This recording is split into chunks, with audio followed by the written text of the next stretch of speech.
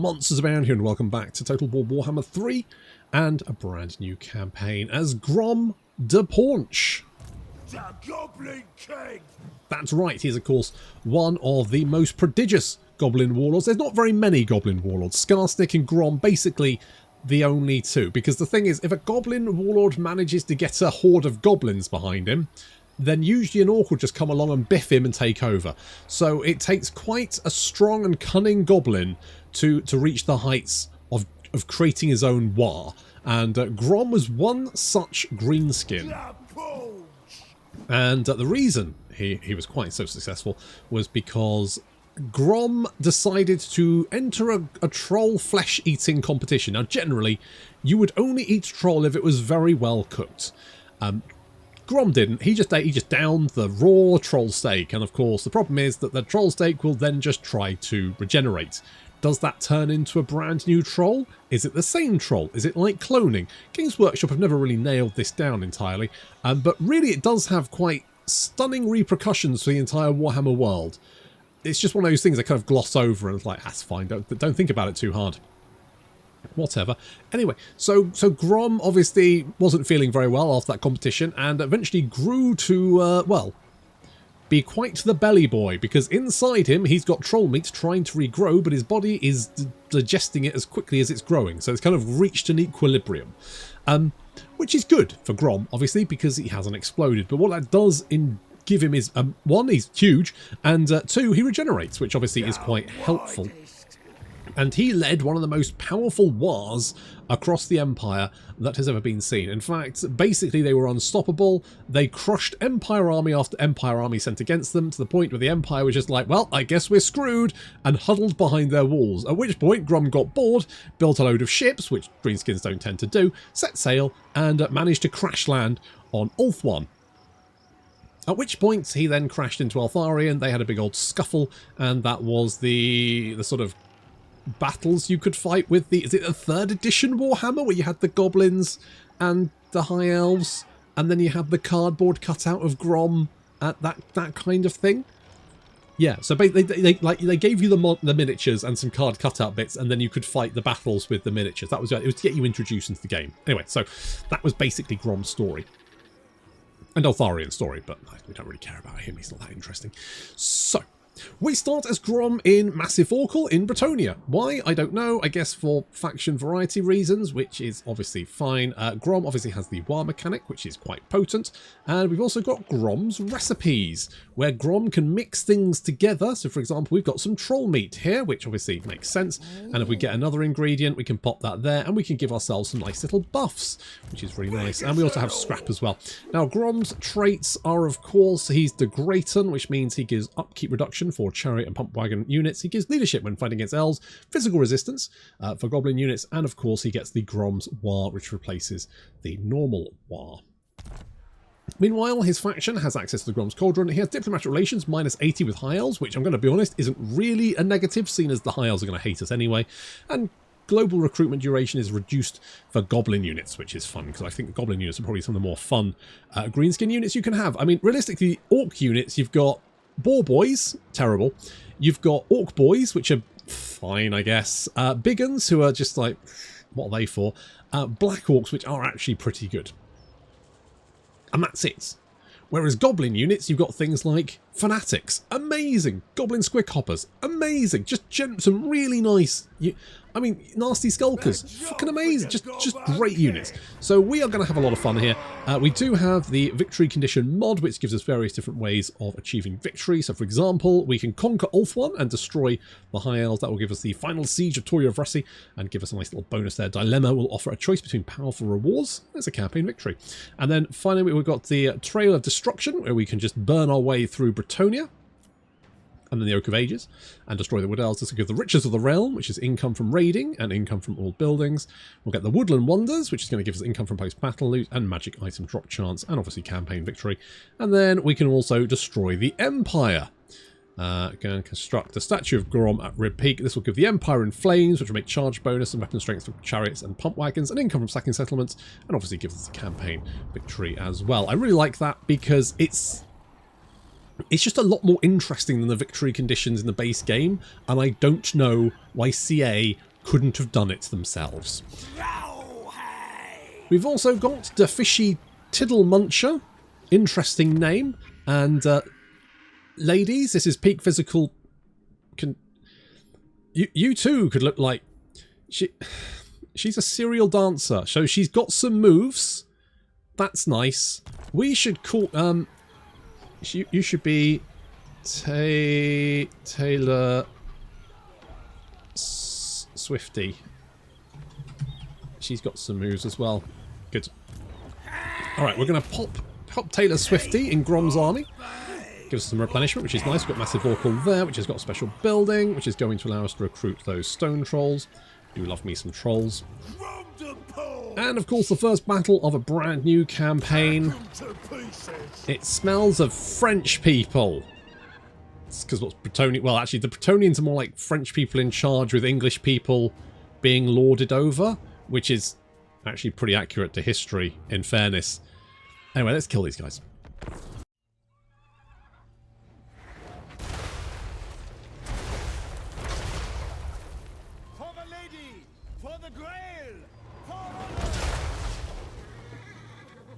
Imagine being ludicrously rich your entire life, growing up, becoming the flower of Bretonnian military might.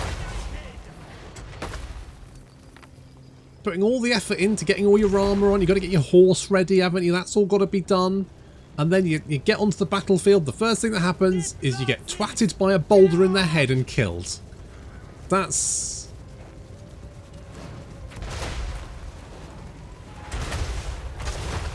gotta be rough. That's gotta be rough. Anyway, so that's happening. They just targeted them with the goblin rock lobber there, which isn't a good piece of artillery, but it is a piece of artillery. Oh, we've got some river trolls there. We've got the stone trolls as well with their 120 weapon strength, which is pretty good, which means if they hit you, well, you know about it briefly. And then, of course, we've got Grom and his Snotling pump wagons. Off he goes to flank the enemy force.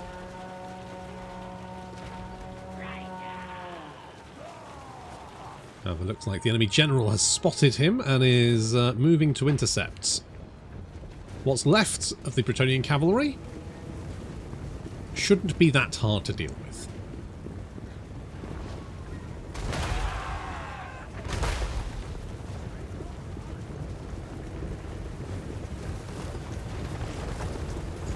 They do kind of get a semblance of a charge on the goblins, briefly, but they're goblins, so, you know, there's always more where they came from. Meanwhile, the trolls now smashing into the flank mean this battle is going to be fairly short. The Snotling pump wagons are consummate infantry murderers. They have another 15 bonus verse infantry, which makes them pretty good at rolling over, well, pretty much anything.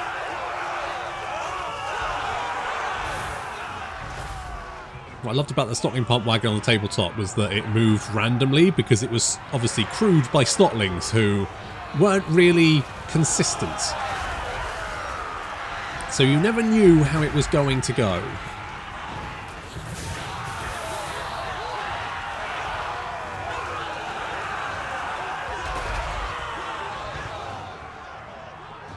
It's like the archers have done what the cavalry... There's only four knights left. And while they flee the battlefield, the brave peasant bowmen are going to get run over. Oh, that's a lot of jam. That's a lot of jam. Yeah, no, they got. They're basically mincemeat at this point, just superbly tenderized.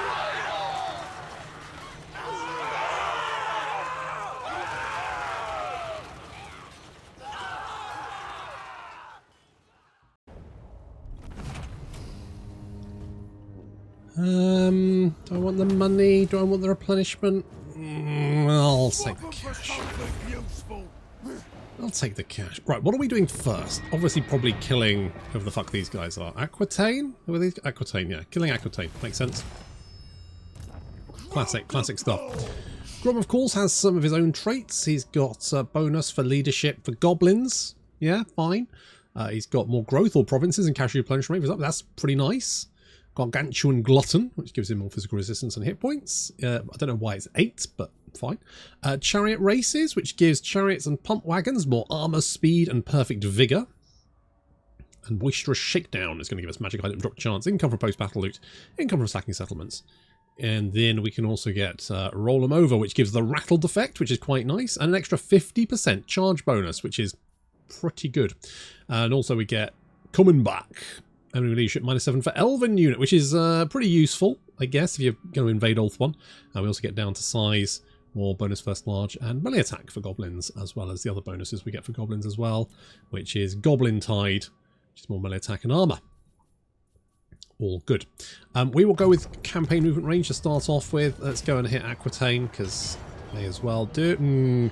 Medium casualties does not sound particularly nice this early on in the campaign, and I'm going to be honest, this looks all very squishy, so I think we'll just fight it.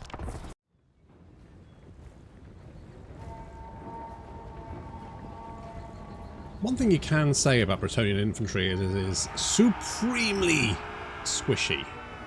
Just the squishiest. As such, it shouldn't be hard to just murder our way through them with Grom. He's already killed 7 guys, he's into the archers. Who again, he's killed another 7 with another hit, and here come the Stocking Pump Wagons to just murder peasant mob, who, let's face it, aren't that good anyway.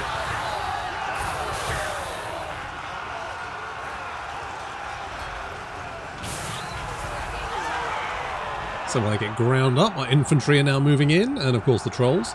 We've got the river trolls smushing some peasant mob very rapidly. Of course they also get their melee attack debuffed, so they've only got 12 melee attack, which is not very good. And then the stone trolls are absolutely murdering some more peasants.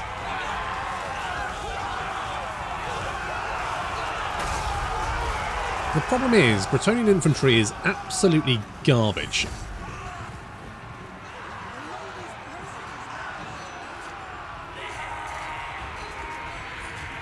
Oh dear.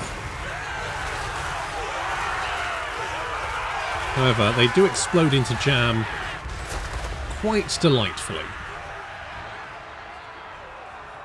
And it looks like Grom and the Stocking Pump Wagons also took absolutely no damage.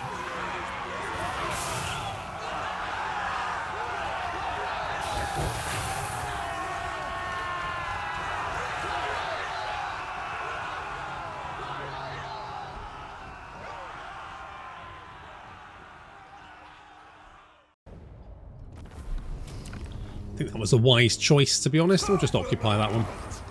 So let's take Bordeleaux. Do I want more money? Yes, I do. Oh, we've got Armour of Destiny already. That's very nice. We'll grab Inspiring Presence. And you know, I'm going to go replenish troops just because I think it's so useful. And unfortunately, we won't be able to get all boys because the building's here, and this is a 1 settlement province. And in fact, it's a tiny little province because I believe that it's like here. There we go. So the border's like there, which is an absolute bugger. So we're going to try and take Bordeleaux like ASAP. In fact, we could always global recruit. Let's do it. Let's do it. Throw caution to the wind. Research-wise, we're going to grab Gobby Gobbos.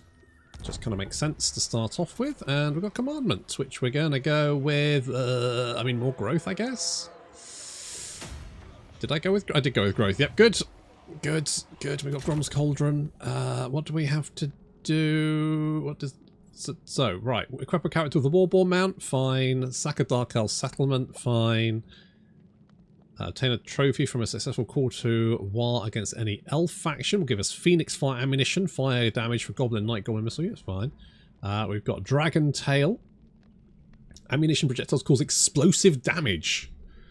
Do you remember that being quite good? With any dragon or wyvern, includes mounts. We've got win a battle against any army containing any flying creature, Lustria or winged machinery. Includes mounts. What's winged machinery? The gyrocopters count?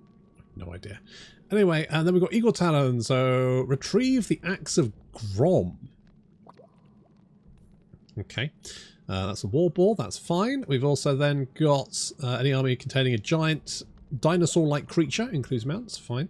We've got Gobbo Legs, Call to War, give Berserk for all Orc infantry, which is quite nice. We've got Lion Meat, Speed and Charge bonus for Cavalry and Squigs. Living Shrooms is going to reach rank 15, which is pretty easy, that's magic stuff. Recruit any Night Goblin Fanatics, Frenzy, good. Reach rank 15 with a Giant River Troll Hag, minus enemy leadership, which is quite nice. Indigo Milk Caps is reach rank 15 with an Orc Shaman. What does that do? Hero action success chance costs minus 25%, and then success chance is increased by 10%. Lovely. We've got Follow Blacktooth's Advice. It gives us growth, all provinces, and earns fine reputation immediately upon cooking. We've got Ectoplasm. So in a battle against an army containing ghostly apparitions. Ghostly Protection for rogue idols. Gives them 15%. Physical resistance. So we've got Centigore Milk. Ew, yeah, me milk Centigore. Sweet boy he was. Lovely. Gives immense power to rogue idols. Well, that's what you get for drinking your milk, and more research rate. To recruit to Swamp Things. Going to give monstrous disease for trolls and giants. And recruit rank. And I do like my giants. I've got Stunty Ale. We sack a dwarf settlement. We'll give Dulled Senses for trolls and giant units, which makes them unbreakable and gives them a heal per second as well, which will stack with their normal regeneration, which is quite nice. Then we've got Spider Egg Yolk. So recruit a Ranrock Spider. Adds 5 Lava Spider Rider Archer units to your regiment's renown pool immediately. Unfortunately, they're bad, but never mind. We've got Hard Crab, so we need to explore the sea or sack a vampire coast, which earns 10 scrap, physical resistance for night goblins and goblins, and more raiding income. We've got Ocean Clams, which is sail, explore the sea, or sack a Bretonian settlement, which, you know, we probably should have done that. Never mind. And a random treasury bonus upon immediately cooking, and we get cash replenishment rate, which is very nice. We get Pufferfish. Win a battle again, or containing a bloated corpse. So adds 5 super squig units to your regiment's renown. They just look like explodey boys. And we also get Spiky Skin for goblins and light goblin infantry, which is more melee defense, which is interesting and quite useful. We need to sail and explore sail, explore the sea. Also, do we just need to, like, will this give us all of these? If we just say, or does it just give us one randomly? I guess it might give us one randomly. Income from all buildings, faction wide. I mean, this is all very nice. And then, of course, we've got 2. So eventually we can get 4 traits at any one time. And I believe there's, like, specific recipes. Yes, so there's cooked recipes. So, like, I think we can do different recipes. Grom is hungry. He samples some recipes. We can expanding his portly waistline. Indeed, he does, and we will do that. Also, I need to give him an Armor of Destiny. Grom is actually quite a nasty character, although the AI just never uses them particularly well. But he can get to a point where he just mows through infantry like nobody's business. And in fact, he's actually quite nasty against single entities as well, despite the fact it's weird. Chariots you expect to be really, really good against infantry, but they can just be very, very good against anyone. I just think that it specializes against infantry, but it tends to be quite micro-heavy. Which is mostly the problem with chariots. They're quite micro-heavy, which means you spend a lot of time dealing with them rather than the rest of your army. Which is kind of an issue. So I tend to not recruit too many of them, unless I absolutely have to. The Red Cloud are dead, and Blacktooth. Grom has been guilty of resting on his laurels in the past, especially when spoils of war and the ensuring victory banquets were particularly good.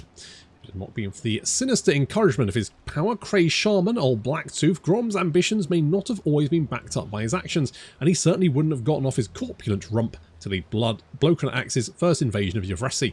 Unfortunately, Blacktooth eventually had his head lopped off by the pointy-eared Git Eltharion, but before they had absorbed copious amounts of power from destroyed waystones. So much power, in fact, that it made him rather difficult to actually be killed, even after having his head severed from his body. Before Grom had given up rallying his fleeing troops from Toria Vresi, he'd spotted his shaman's head on the ground, shrieking angry obscenities at him, so he put it in a jar before fleeing himself. Since that day, Blacktooth's head has mostly spurted unintelligible nonsense. Being devoid of a body can do that to an orc. Recently, however, he started saying things that grabbed Grom's attention, claiming that he knew how to get the war going again. The first thing he suggested Grom do, however, is throw a feast to motivate the lads. Never turning down an excuse for a banquet, Grom bellowed for them to grab some scrap to get the cauldron fire going. And now... So we got Blacktooth's head in a jar. Oh, we will get that at the end. So we have 50 or more scrap, which currently we've got 40.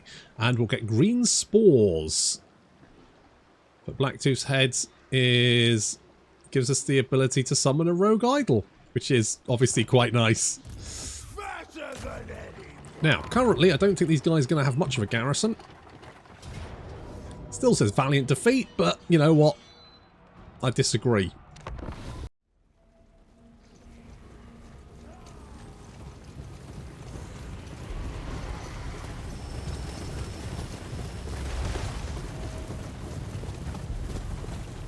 I know what the Overhaul said, but it's wrong. Now, I have had some issues with replays, which is what this is. If you haven't watched my channel before, then what I like to do is I will fight the battles, and then I will record the replays, effectively allowing me to look like I'm controlling the battle without actually having to, because past Monsters Bound has done all the effort, and the future Monsters Bound is reaping the rewards. Classic me. However, there is a bug currently whereby any replay where a city has higher defenses than level 1, which means these arrow towers, will only have the arrow towers. So if the actual battle has cannon towers or whatever the fuck Bretonnians, the cows I think from the Bretonnian towers, then in the replay it'll be arrow towers. The battle will immediately desync and the replay will not be what actually happens. So I will tend to auto-resolve most battles with any kind of higher level defences in them because they don't work, basically. And as of yet, Creative Assembly have not fixed the bug, despite me working out what the problem was, telling them, and then showing them how to reproduce it. I'm not saying I'm doing their job for them, but at this point, I really should invoice them. Anywho, we've already broken through the gates pretty easily, and our goblins are clambering up on the walls, taking some damage from Awakening Woods. That's Viagra for you. And the Bretonnian infantry have immediately abandoned the walls, which is not necessarily the worst choice. Probably what they should have done is fallen back and to choke points and use that against me. However, Grom is now wading through spears and murderizing them. He's up to 77 kills. Backed up by some trolls there. And that 84 kills. And he's taken very little damage in return. Of course, he gets regeneration as well.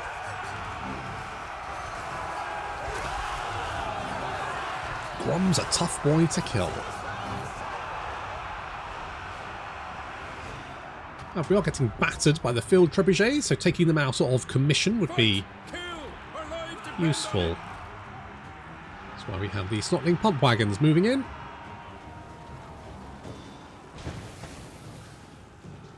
Not sure if exploding mushrooms is going to have a huge effect on a trebuchet, but at least they're causing them some issues.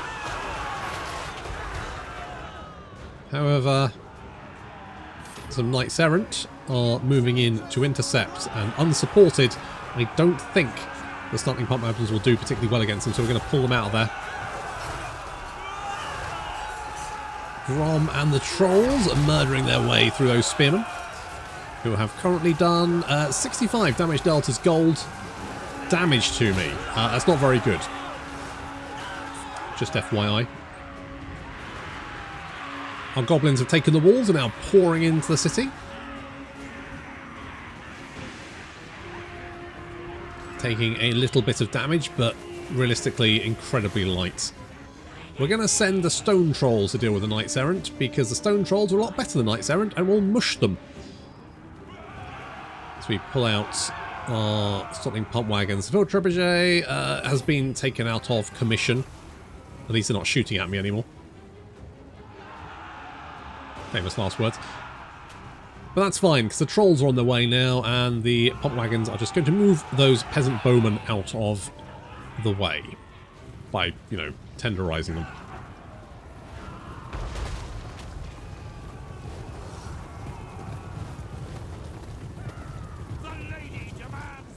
Why are trolls wearing loincloths? I don't think they're that smart. Oh, they've taken out the trebuchet and they are going to be murderizing those knights errant. Yeah, they're losing quite badly. Doesn't help that they've got their lance formation up, so they've got less melee defense, which is making the trolls murderize them a lot more easily. Sort of tenderizing, really, if you think about it. We're basically tenderizing the Bretonnian Knights. Maybe that's the... Oh, I should name my characters after cooks. Have I done that before? TV chefs. That's what we should do. The Knights Errant are running away, having done no damage. Absolutely none. And we're going to take this objective. Just Auriel the Troubadour, the damsel, trying to slow us down. It's a ballsy move. Bold play, Cotton. It's not going to pay off for her. What's left of the enemy army is being picked off. We do have some men-at-arms charging our Orc Arrow boys down here, but our Orc Arrow boys are, well, good enough to murder a bunch of peasant people, basically, even being shooty boys rather than melee boys. It's still going to be absolutely fine. Goblins swarming, a few units left alive as we grab that objective, and finally the enemy general is starting to run away. If Grom could just concentrate on the matter at hand and get these trolls out of the way. There we go. Army losses take effect and the city has fallen. I wonder who owns this.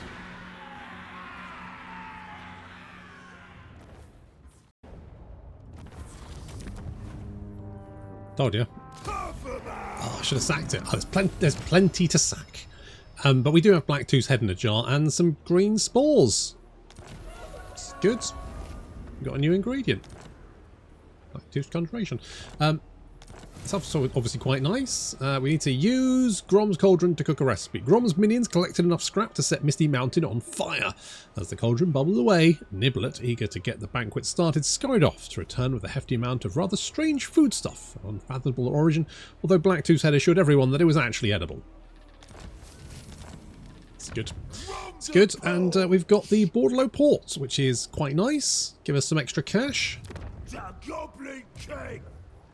Very welcome indeed. Do I want archers? Nah.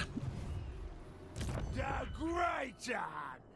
Not good are archers. Obviously, we're going to go with the Gobbos. And we have, what do we got? So we got some green spores, more growth, all provinces, and reputation. So we can go boop, boop. And Shrom and Offal sausage. Let's get bangers and smash for Grom only. And charge bonus for Grom only. But we get regeneration for goblins and night goblins, growth, and we get, yeah, so sounds good. Sounds good, let's do that. So we got that for 15 turns.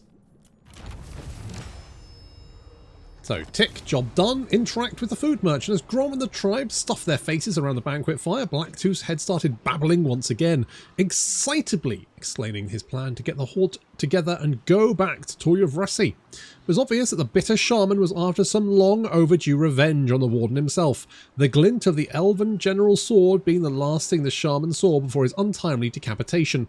Grom was too distracted to think about the crazy shaman's personal vendetta, since he had his own motivations to return to the pointy-eared, glittering city. He had long dreamt of sailing back there to have another good scrap, but this time claiming the metropolis as his greatest prize, and of course holding the banquet to end all banquets in his own triumphant honour. Before Grom could shove a bit more of the cooked carrion into his massive gob, Blacktooth's head drew to attention a food merchant who had shown up nearby to the lumbering form of a troll hag. Grom couldn't immediately figure out how, but the shaman suggested that perhaps the troll hag could help them. In any event, Grom was always enticed by the possibility of sinking his teeth into any new exotic thing the food merchant might sell him.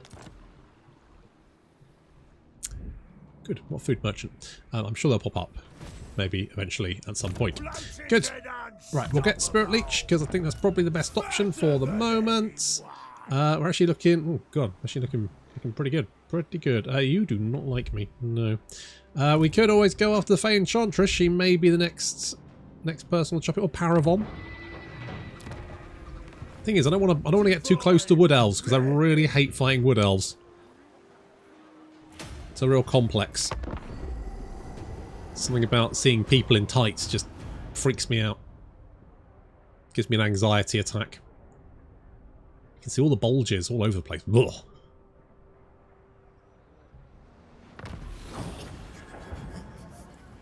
Oh yes, there she is. Right, so we've got more stuff.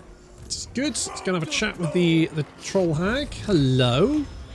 Sticky fingers tangle there, battle carrion everywhere, flying goblins in me bag, see what boss gets from the hag.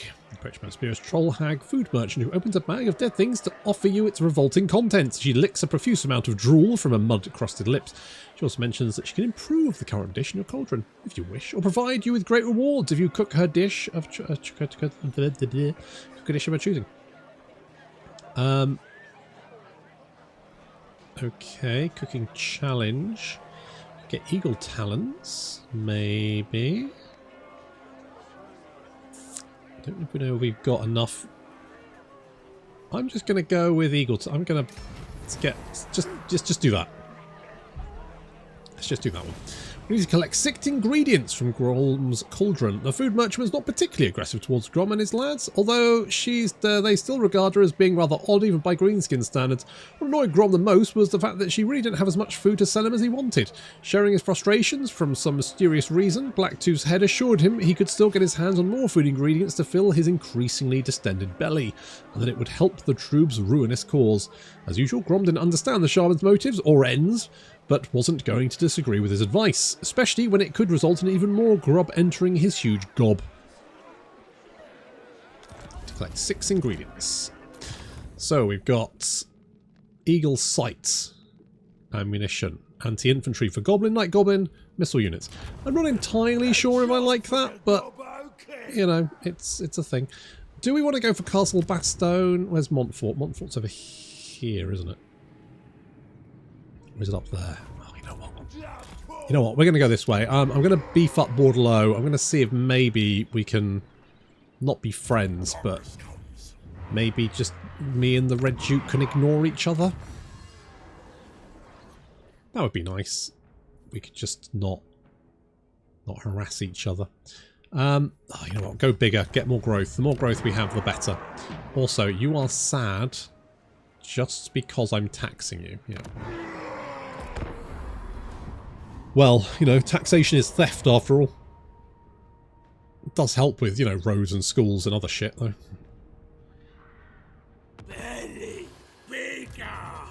Oh, and Taylor Swifty has managed to level up. Do I want to go Soul Blight? I guess people having less armor is good.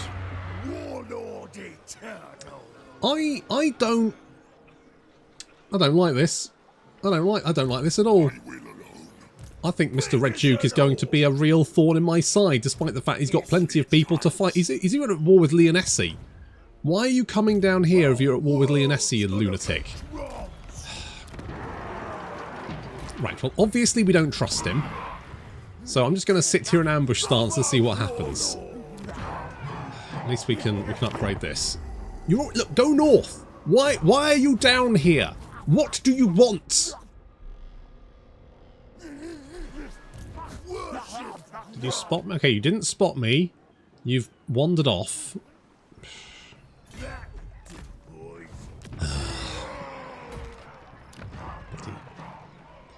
Bloody AI. Right, I think we're gonna go and beat up the Fey Enchantress. I think that's the plan. As much as I have a plan.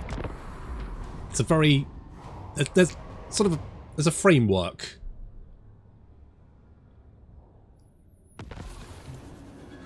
Oh, Starly is dead already. We can do raiding, can't we? I always forget we can do raiding. Does the raid? Hang on. How much does a raiding camp cost? Does it cost anything? Does it not cost anything? We can literally march. Doesn't actually. Holy shit. Holy shit. Balls to the wall. Right, we're gonna go and beat up the Fey Enchantress. Now she does have some thingamajigs, some Grail Guardians, who obviously quite killy, quite a problem. So ideally we'll pummel them with the Goblin Rock Lobber and ideally concentrate on them with everything we've got to murder them. The rest of this stuff, these guys, pretty trash. And she herself has only got... she's got Awakening of the Wood, which I'm not overly concerned about. Although, in a massive blob of goblins, could be nasty. The other problem is she might have another army somewhere.